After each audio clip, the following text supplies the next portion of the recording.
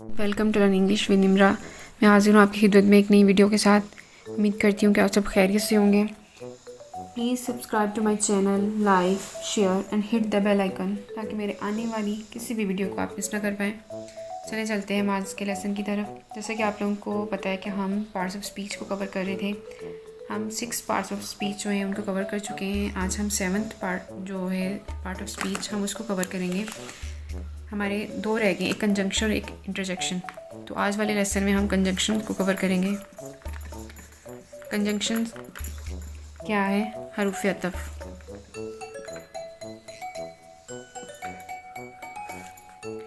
तो सबसे पहले हम इसकी डेफिनेशन की तरफ देखते हैं।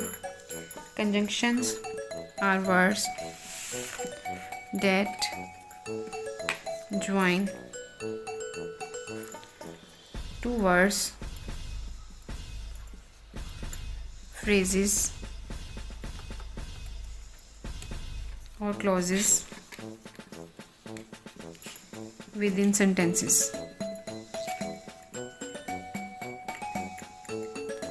कंजंक्शंस वो वर्ड्स होते हैं जो दो वर्ड्स को, दो फ्रेजेस को या फिर दो क्लोजेस को सेंटेंस के अंदर आपस में ज्वाइन करते हैं, आपस में मिलाते हैं, आपस में जोड़ते हैं। हम एक एग्जांपल देखते हैं।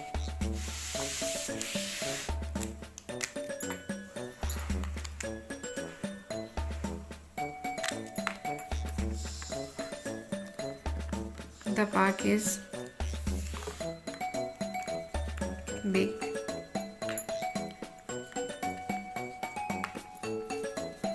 The park is beautiful.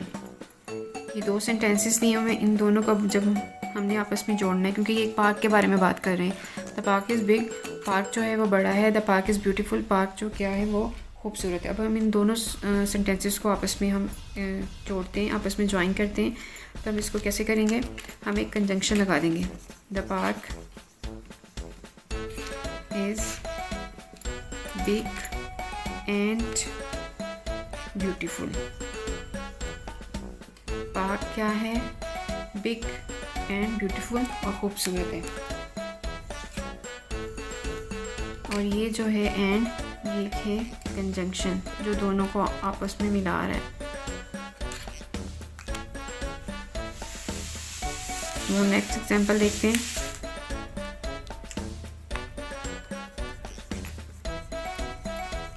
Trees are green and tall. दरख्त जो हैं सब्ज और लंबे हैं। Next, he will pass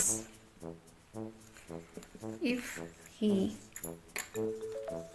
work hard. Conjunctions काम क्या करते हैं? इनका ये हमारी मदद करते हैं। They help in maintaining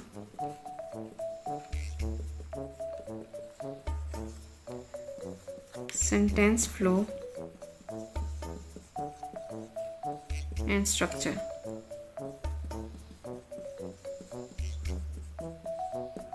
conjunction की 3 टाइप्स हैं, उनको हम 1 बाय 1 डिस्कस करेंगे।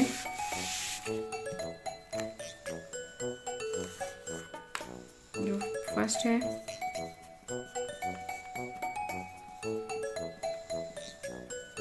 Coordinating conjunctions.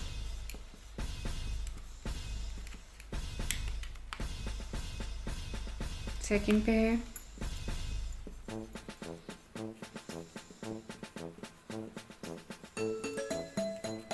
Subordinating conjunctions.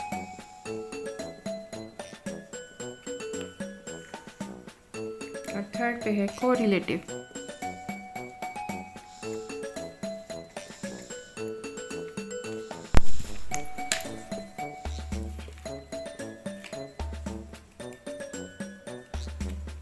अब हम सबसे पहले कोऑर्डिनेटिंग कंजंक्शन को देखेंगे। साथ साथ पॉइंट नोट करते जाइएगा।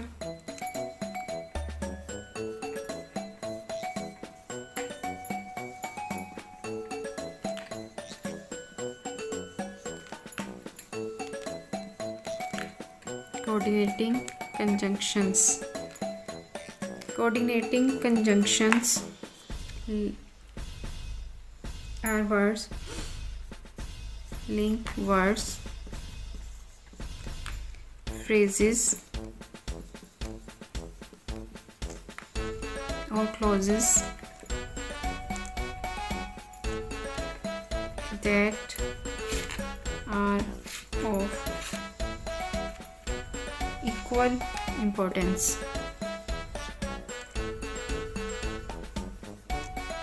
or grammatical rank. ये जो कोऑर्डिनेटिंग कंजंक्शंस हैं, ये वर्ड्स को, फ्रेजेस को, क्लोजेस को जो इक्वल इम्पोर्टेंस, मतलब जो अगर एक वर्ड है उसकी भी इम्पोर्टेंस वही है और जो दूसरा है उसकी भी इम्पोर्टेंस वही है, उसको आपस में ये जोड़ते हैं। क्लोजेस की मतलब एक ग्रामेटिकल रैंक एक जैसे है, दोनों का सेम होगा तो वो वाले जो होंगे कोऑर्डिनेटिंग कंजंक्शंस, हम तब उन क्लोजेस को जोड़ने के लिए इस्तेमाल करेंगे। ये जैसे ये दो इंडिपेंडेंट को या फिर एक जैसे ग्रामेटिकल स्ट्रक्चर वाले क्लोजेस को, सेंटेंसेस को आपस में जोड़ते हैं। और कोऑर्डिनेटिंग कंजंक्शंस जो है वो आपने ऐसे उसको याद रखना है। उसका एक एक्रोनिम बता रही हूँ आपको।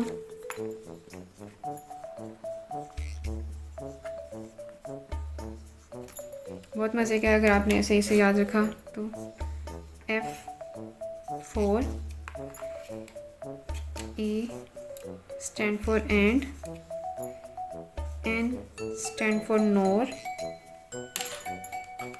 B stand for but, O stand for or, Y stand for yet, and S stand for so. अब for किसके लिए हम यूज़ करते हैं? explains, a reason और purpose। जब हमने रीज़न बताना हो या फिर पर्पस बताना हो, ये साथ में आप ये पॉइंट्स नोट करते जाइएगा। एंड हमने ये कंजंक्शन इस्तेमाल करना है एंड को जब हमने एक आइडिया को दूसरे आइडिया के साथ हमने ऐड करना है, शामिल करना है। और नॉर जब हमने दो नेगेटिव आइडियाज़ को हमने कनेक्ट करना है, दो नेगेटिव आइडियाज़ को जब हमने कनेक्ट करना है तब हमने ये यूज़ करना है। बट शोज़ कंट्रास्ट, जब हमने कोई तज़ाद दिखाना है, कोई फ़र्क शो करना है, तब हम क्या यूज़ करेंगे? But conjunction. और क्या है, ये इंडिकेट करता है अ चॉइस और अल्टरनेटिव। मतलब हमारे पास यहाँ पे जब अगर किसी सेंटेंस में पास चॉइस हमने शो करनी हो तो हम और कंजंक्शन यूज़ करते हैं। आगे है येट हमने कब यूज़ करना है? इंट्रोड्यूसेस आ कंट्रास्ट। ये भी कंट्रास्ट जब हमने शो करनी है, इंडिकेट करनी है, तब हमने ये यूज़ करना है। सो शोज़ आ रिज़ल्ट और इफ़ेक्ट। ये हम कोऑर्डिनेटिंग कंजंक्शन सो कब यूज़ करते हैं? जब हमने कोई रिज़ल्ट शो करना है या फिर कोई इफ़ेक्ट शो करना है। ये आप अगर ऐसे इसको याद रखेंगे आपको कभी भी नहीं भूलेगा। हम एक सेंटेंस लिखते हैं, उससे आपको आइडिया हो जाएगा। I wanted to go outside but it started raining। इसमें बट कौन सी कंजंक्शन है? Coordinating conjunction. यहाँ पे बट क्या है? Coordinating conjunction. अब आपने एक बात याद रखनी है, आपने कोऑर्डिनेटिंग कंजंक्शन जब भी यूज़ करना है ना, तो आपने उससे पहले कॉमा लगाना है। वो कॉमा मतलब आपने ये पॉइंट याद रखना है, जब दो हम independent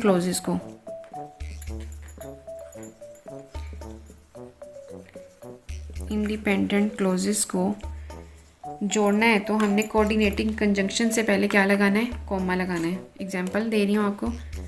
I was tired so I went to bed, यहाँ पे आना है कॉमा। अब हम इसकी नेक्स्ट टाइप देखते हैं कंजंक्शन की।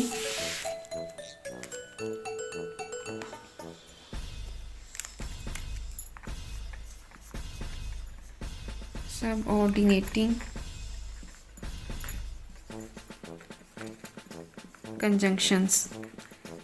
सबऑर्डिनेटिंग कंजंक्शंस, ये कंजंक्शंस क्या करती है, एक इंडिपेंडेंट क्लॉज को डिपेंडेंट क्लॉज के साथ जोड़ती हैं। एक इंडिपेंडेंट क्लॉज को एक डिपेंडेंट क्लॉज के साथ जोड़ती हैं। ये दोनों के दरमियान वक्त, वजह, तजाद या शर्त जैसे ताल्लुकात को जाहिर करते हैं। अब जो कॉमन सबऑर्डिनेटिंग कंजंक्शंस हैं वो मैं नीचे लिख रही हूँ, आप साथ ही नोट करते जाइएगा। जब हमने कॉज या रीज़न शो करनी तो हमने कौन सी सबऑर्डिनेटिंग कंजंक्शंस हम यूज़ कर सकते हैं। Because, as, since. अच्छा जी, जब हमने टाइम को शो करना है तो हम कौन सी सबऑर्डिनेटिंग कंजंक्शंस यूज़ कर सकते हैं। When, before, after, while, until। और जब हमने कोई कंडीशन, कोई हालत को शो करना है, कोई कंडीशन करनी है या कोई शर्त लगानी है हमने, तो हम कौन से सबऑर्डिनेटिंग कंजंक्शंस यूज़ करते हैं। If, unless. और अगर हमने कोई कंट्रास्ट शो करना है, कोई तजाद, कोई फ़र्क शो करना है, तो हम कौन से सबऑर्डिनेटिंग कंजंक्शंस यूज़ कर सकते हैं। वो है ऑल्दो, इवन, वेयरएज। और जब हमने कोई पर्पस शो करना है तब हम कौन सी सबऑर्डिनेटिंग कंजंक्शंस यूज़ कर सकते हैं, पर्पस या फिर कोई result. So that, in order that. जब हमने कोई कंपैरिजन शो करना है तो हम कौन सी सबऑर्डिनेटिंग कंजंक्शंस यूज़ कर सकते हैं। Then, rather than. एक एग्जांपल आपके सामने लिखती हूँ। Although she was tired,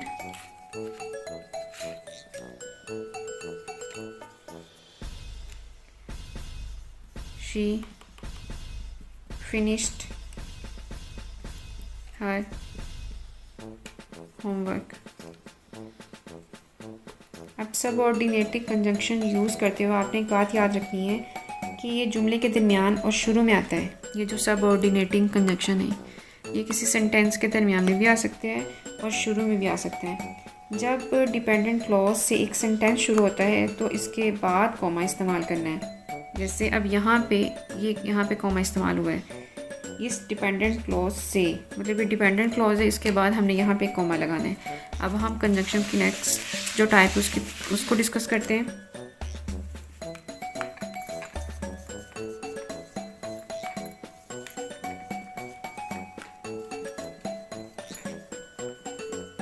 correlative conjunctions. Correlative ये पेयर्स में काम करती हैं, pairs work with in pairs.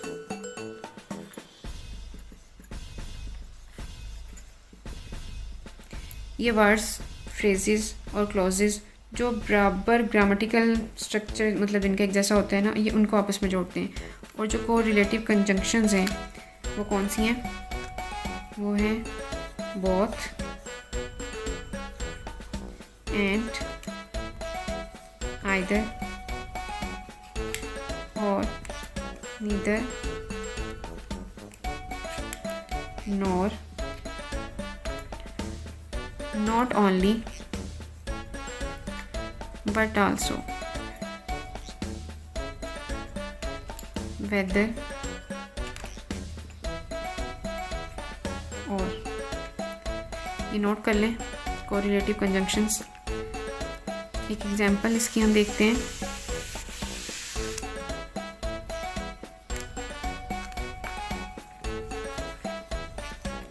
both the teacher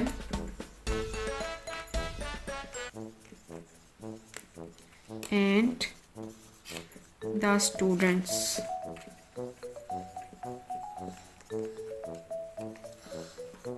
enjoyed the trip। अब इसमें कोरिलेटिव कंजंक्शंस कौन सी हैं? both and। उम्मीद करती हूँ कि आपको कंजंक्शंस की समझ आ गई होगी, इसकी टाइप की सही से समझ आ गई होगी। जिस इसकी समझ ना आए वो मुझसे आप कमेंट बॉक्स में आप पूछ सकते हैं। Please subscribe to my channel, like, share and hit the bell icon, ताकि मेरी आने वाली किसी भी वीडियो को आप मिस ना कर पाएँ। मेरी वीडियो देखने का बहुत शुक्रिया। Thank you.